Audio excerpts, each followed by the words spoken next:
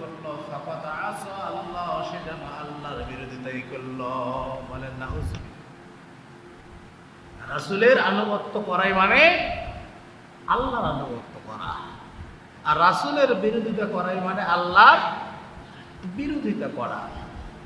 সহিহ বুখারীতে আরেকটি হাদিসে উল্লেখ করা হয়েছে, قال رسول صلى الله عليه وسلم من أطاعني دخل الجنة ومن عصاني فقد أبى।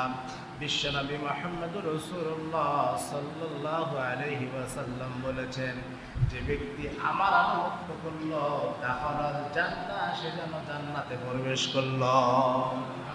ওমান আসানি ফাকাদ আবা, আর যে ব্যক্তি আমার আনুগত্য করলো না, নিজের মন করা মতো মন যা চায় সেভাবে চললো, সে যেন পথভ্রষ্টদের অন্তর্ভুক্ত হয়ে গেল। নাউজুবিল্লাহ।